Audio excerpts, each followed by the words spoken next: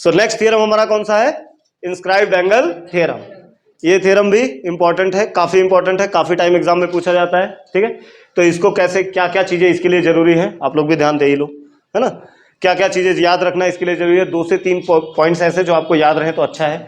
जैसे कहने का मतलब ये है कि पहला एक चीज ये कि अगर कोई हमारे पास ट्राइंगल है, उसके 2 साइड्स इक्वल हैं तो उनके अपोजिट एंगल भी इक्वल होते हैं। मतलब ये दोनों एंगल भी क्या होते हैं? इक्वल। पहले एक पॉइंट ये आपको याद रहना चाहिए, 2 साइड इक्वल तो इनके अपोजिट एंगल भी इक्वल। जैसे इसके अपोजिट एंगल ये है, इसका अपोजिट एंगल ये है, तो ये इक्वल होते हैं। पहला एक पॉइंट ये आपको ध्यान में रखना है।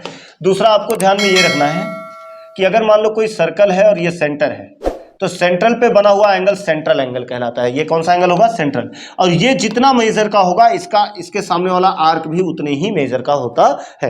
मतलब अगर मैं बोल दूं कि ये 30 डिग्री का है तो ये भी कितने का होगा? 30 डिग्री का। ये भी चीजें आपको याद रहनी चाहिए। तीसरा आपको जो पॉइंट याद रखना है इस थ्योरम के लिए वो ये है कि मान लो मेरे पास कोई एक ट्राइंगल है, तो ये उसका exterior angle theorem, exterior angle बनता है। मान लेते हैं इसके एंगल ABC है, और मान लो हमसे ये पूछा गया कि ये वाला एंगल कितना होगा, तो ये वाला एंगल जो होता है, ये एक्सटीरियर एंगल, ये बगल वाले एंगल एडजेसेंट एंगल को छोड़ के बाकी दो का एडिशन होता है। मतलब ये वाला एंगल बनेगा A+B। ये क्या एंगल बनेगा? A+B। मतलब अगर मान लो ये 30 है, ये 40 है, तो ये अपने आप 30 + 40 हो जाएगा। कितना बन जाएगा? 70। मतलब एक एग्जाम्पल के लिए आप समझ लो।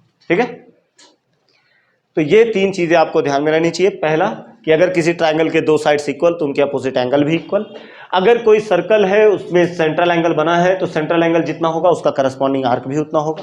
तीसरा, अगर हम कोई ट्राइंगल बनाते हैं उसका एक एक्सटीरियर एंगल है, तो जो अगर उसके एडजेसेंट एंगल को छोड़ के बाकी दोनों एंगल को अगर ऐड करो तो आपका एक्सटीरियर एंगल मिलता है। और इन्हीं के बेस पे हमारा थ्योरम है इंस्क्राइब्ड एंगल थ्योरम। तो नेक्स्ट हम थ्योरम पे डायरेक्टली चलते हैं जो यहाँ पे पड़ा हुआ है। ठीक है, क्या है हमारा theorem? Inscribed angle theorem. Diagram बहुत अच्छे से बनाया गया है, यहाँ पे दिख रहा होगा ABC, ये हमारा एक इंस्क्राइब्ड एंगल है।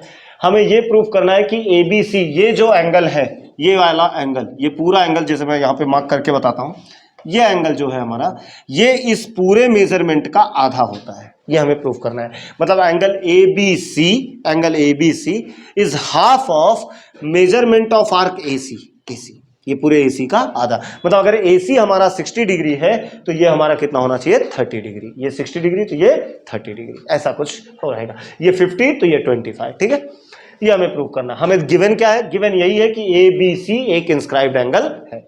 उसके लिए हम गए, सबसे पहले ड्रॉ किया हमने, क्या कंस्ट्रक्शन किया। कुछ कंस्ट्रक्शन में हमने क्या किया? हमने B से लेके D तक एक लाइन खींची BD, जो सेंटर से पास होती हो। ये लिखना मत भूलना वहां पे, draw BD passing through centre, centre से पास होना चाहिए। ठीक है, फिर उसके बाद ये सेंटर वाला पॉइंट O और ये वाले पॉइंट को C को हमने कनेक्ट कर दिया। ठीक है, अब अगर मैं सबसे पहले आपको बता, डायग्राम के थ्रू ही हम देख लेते हैं कैसे होता है। तो अगर ध्यान दो सब लोग, तो अगर ये वाला ट्राइंगल हम देखें, BOC, ये वाला ट्राइंगल अगर आप देखो तो जितना BO है उतना ही OC है। मतलब BO जितना है उतना AC। क्यों? क्योंकि ये भी रेडियस है, ये भी रेडियस है। तो ये दोनों अगर इक्वल हो गए तो इनके अपोजिट एंगल भी इक्वल होंगे। जैसा हमने अभी इसके पहले डिस्कस किया कि अगर साइड्स इक्वल तो उनके अपोजिट एंगल भी इक्वल होने चाहिए। वैसा ही कुछ होगा यहाँ पे। ये दोनों इक्वल हैं तो भाई इनके अपोजिट एंगल भी इक्वल, मतलब ये एंगल और ये एंगल आपस में इक्वल होंगे। मतलब अगर मैं एक को x मान लूं तो दूसरा वाला भी कितना होगा? x होगा। अच्छा, ये वाले ट्राइंगल को अगर हम देखते हैं BOC को, तो ये जो एंगल है ये एक्सटीरियर एंगल बनता है। देखो जरा, ये ट्राइंगल है और ये उसका एक्सटीरियर एंगल। एक्सटीरियर एंगल क्या होता है? बगल वाले एडजेसेंट एंगल को छोड़ के बाकी दोनों एंगल का एडिशन होता है।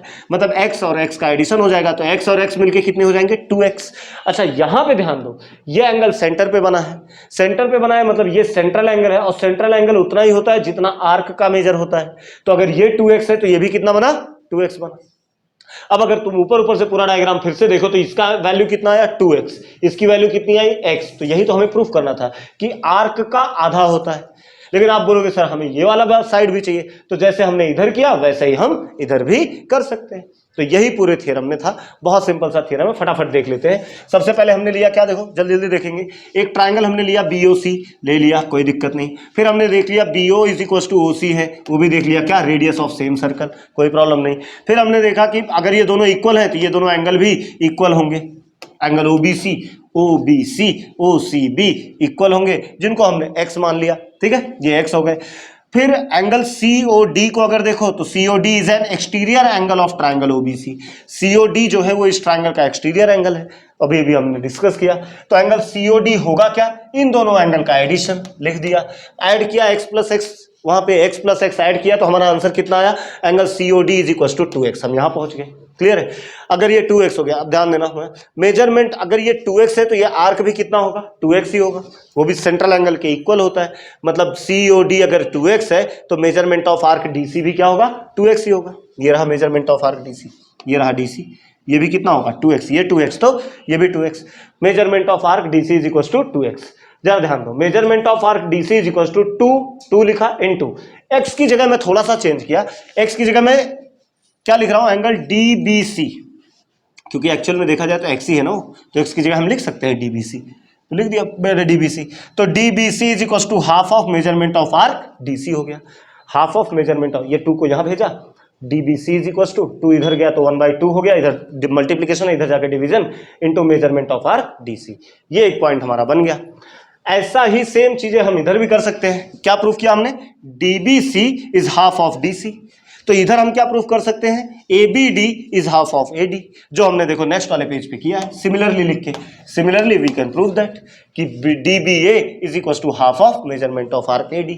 अच्छा, ये इक्वेशन और इसके पहले वाला इक्वेशन, इन दोनों इक्वेशन को हम एक काम करेंगे, ऐड कर देंगे। जब ऐड करेंगे तो ये कुछ ऐसा मिलेगा, आप दोनों पॉइंट को मैच करवा लेना, देखना ऐसा ही मिलेगा। तो DBC और DBA अगर मैच करोगे तो क्या मिलेगा, DBC और DBA अगर दोनों ऐड करोगे तो पूरा मिल जाएगा ABC, वही हमें चाहिए था, ठीक है। दूसरा अगर इस साइड का देखो आगे का, तो यहां पे हमने क्या किया, हाफ कॉमन ले लिया है, हाफ कॉमन लिया तो बचा क्या, DC और AD, हाफ दोनों में से बाहर आ गया, DC और AD। अगर DC और AD को देखो तो वो हमें क्या दे रहे हैं, DC और AD मिलके हमें क्या दे रहे हैं, AC, तो वही हमें चाहिए था। So angle ABC is half of measurement of arc AC, मतलब यहां पे अगर देखो तो वही हमने प्रूव करके रखा है, हेंस प्रूव्ड। तो काफी इंपॉर्टेंट थ्योरम था गाइस, आपको आना चाहिए, एग्जाम में ऐसे ही लिखना है, बहुत ज़्यादा मतलब सजाओ मत उसको, नीट एंड क्लीन अपना प्रेजेंटेशन रखो, जितना पूछा जाए उतना ही लिखो, पूरे मार्क्स मिलेंगे, ठीक है।